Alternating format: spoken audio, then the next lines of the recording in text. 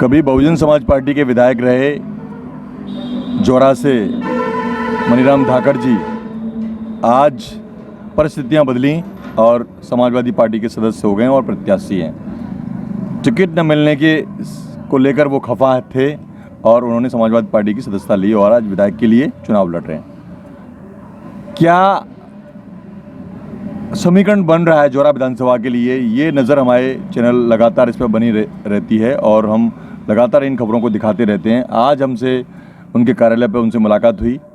स्वागत है मनीराम जी। जी जी भाई साहब, नमस्कार जी। क्या कारण रहा कि आप एक बीएसपी के पूर्व कर्मठ कार्यकर्ता रहे, विधायक भी रहे, जनता ने आपको प्रेम दिया और आपको विधायक भी बनाया, क्यों ऐसा हुआ कि आप समाजवादी पार्टी में चले गए? बहुजन समाज पार्टी का मैं सक्रिय कार्यकर्ता था, एक लंबे समय से पार्टी में था, लेकिन कुछ संगठन के कुछ लोग थे और कुछ संगठन के लोगों ने उसकी अहमियत नहीं दी, हमें नहीं समझा। जाने ये उनका स्वयं का डिसीजन है, उनकी सोच क्या रही है वो जाने है, लेकिन जब सम्मान को ठेस पहुंचती है तो कहीं ना कहीं मंजिलें और रास्ते तलाशे जाते हैं। हाल ही में माननीय अखिलेश यादव जी ने मुझे सपा से यहाँ प्रत्याशी बनाया है।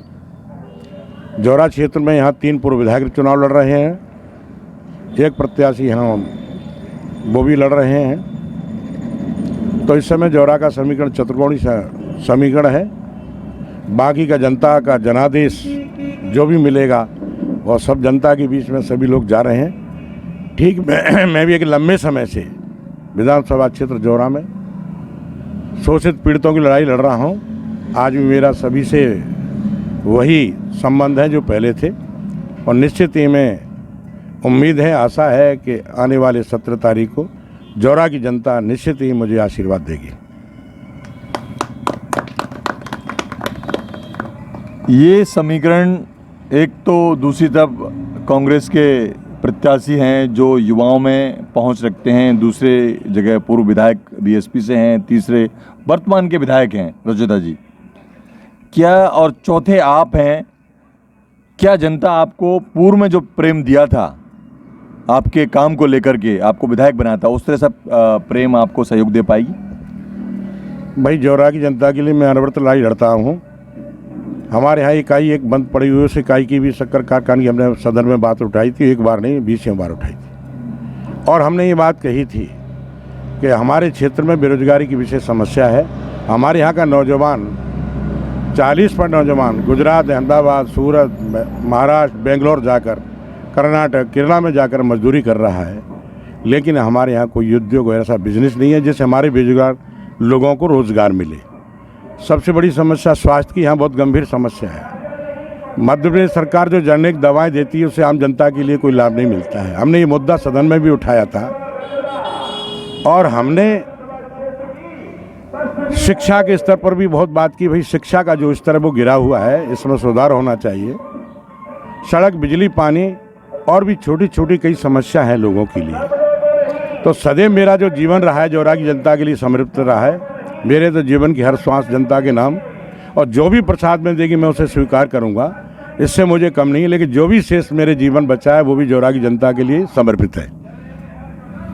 आपने 2 ज्वलंत मुद्दों पर बात की। सबसे पहले आपने जो पूर्व में बंद पड़ा हुआ है जो मिल है शक्कर कारखाना, उसके लिए बहुत सारे प्रयास किए, लेकिन और चर्चाओं में ये भी रहा, मीडिया ने भी इसको अपने सरकार तरीके से आम पब्लिक तक पहुंचाया और सरकार को संदेश भी दिया कि भाई यहाँ पर रोजगार के जो अवसर हैं वो बंद क्यों कर दिए हैं। क्या श्रेय रहा है उन नेताओं का जो पूर्व में विधायक रहे हैं, आप भी रहे, अन्य जो रूलिंग पार्टी और सत्तारूढ़ जो पार्टी रही, उनके नेताओं का क्या श्रेय रहा कि वो इस तरह के कारखाने को चालू करवाएं, या फिर क्या स्ट्रेटेजी, रणनीति रही उनकी?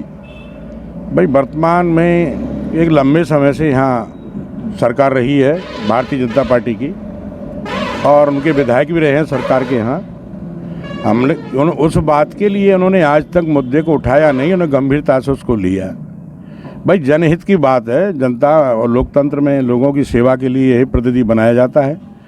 जनता का विधायक वकील होता है और उनकी वकालत अच्छी करनी चाहिए। उनकी वकालत फिर रही, सरकार नाकाम रही कि उन्होंने अच्छे कार्य नहीं कर पाए, यहाँ उद्योग नहीं दे पाए, लोगों को रोजगार नहीं दे पाए, लोगों को अच्छा स्वास्थ्य नहीं दे पा रहे हैं। तो ये गंभीर मुद्दा है। और दूसरा क्या है, मेरा तो अमन शांति का संदेश रहा है। सन 2008 से 13 तक का निर्विवाद कार्यकाल रहा मेरा, और मैं तो सादगी जीवन वाला हूँ। पूरे भारत के अंदर मेरी कोई शून्य है, कोई अपराधी प्रकरण मेरे पास नहीं है। जैसा कि आपने बताया कि सरकार का जो कार्यकाल है वो लगभग असफल रहा है, लेकिन मध्य प्रदेश के मुख्यमंत्री लाडली बहना योजना, वृद्धा पेंशन, आवास से लेकर के बहुत सारी भांजियों के लिए बहुत सारे सरोकार नीतियों के आधार पर उनको विकास की जो गंगा बहाने की बात करते हैं, बहुत सारे काम किए हैं। क्या कहेंगे इस बारे में? भाई काम अपनी स्तर पर वो चीज़ें, वो मुद्दे तो अलग हैं, लेकिन मूलतः जो आने वाली पीढ़ी है, आने वाला जो हमारा भारत का भविष्य है, उस दोनों हालों के बारे में भी हमें गंभीरता से मुख्यतः मुद्दा इस बात का है बेरोजगारी, और दूसरा मुद्दा है स्वास्थ्य और शिक्षा।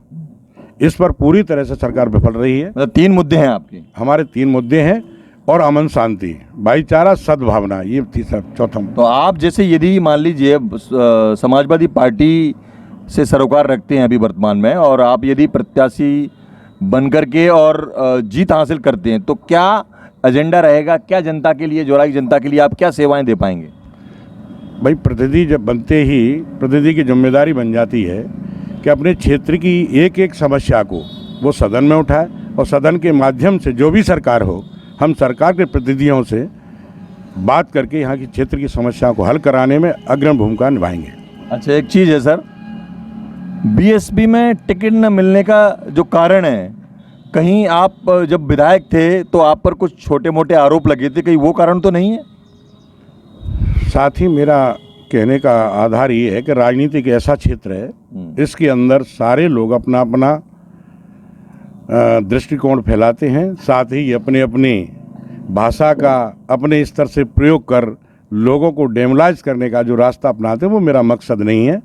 हम तो सर्वे भवेंतु सुखिनः, सर्वे सन्तु निरामया, सद्रे भग भगवते, सभी सुखियों, सभी संपन्न हो, सब अपने क्षेत्र में जाएं, जनता से अपना जन समर्थन मांगे, और जिसको जनता आशीर्वाद देगी उसकी विजय होगी। हमारे चैनल के माध्यम से क्या अपील करना चाहते हैं आप जनता से?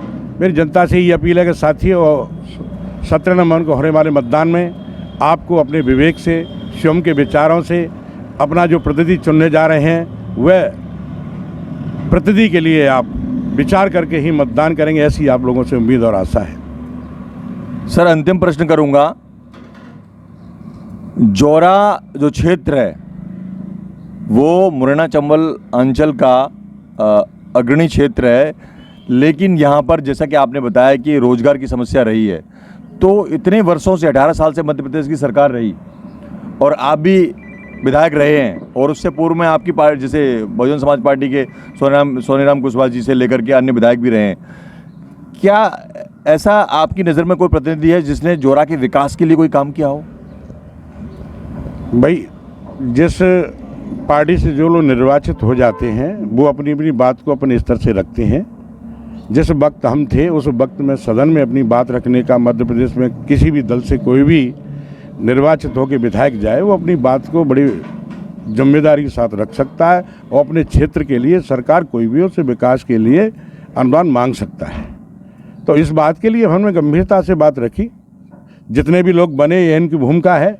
अब जनता तय करेगी जौरा की 17 तारीख को जो होने वाले मतदान में, कि उसे कैसा प्रतिनिधि अपना चाहिए। आप क्या क्या कर वोट मांग रहे हैं सर जनता से? मैं जनता से तो मैं यही आशीर्वाद मांगता हूँ कि सदा सेवा में रहा हूँ, सदा सेवा में रहूँगा। छोटे छोटे मुल्ते आपकी समस्याओं के लिए भी प्रतिदिन हर घंटे में हर तत्पर हूँ, हर 24 घंटा। मेरा जीवन समर्पित है, परिवार छोड़ के लिए जनता के लिए जिंदा हूँ मैं। आप भी हमें बताइएगा, सोनीराम कुशवाहा, मणिराम धाकड़ जी का कितना जादू चलेगा, जनता कितना प्यार देगी, ये आप तय करेंगे। लगातार हमारी नज़र इस सीट पर बनी रहेगी। नमस्कार दोस्तों, मैं हूं संदर सिंह, आप देख रहे हैं इंडिया रिपोर्ट 24। लगातार हमारे चैनल पर सब्सक्राइब कीजिए, फॉलो भी कीजिए, और मणिराम धाकड़ जी के बारे में आपका क्या राय है हमें बताइएगा। धन्यवाद।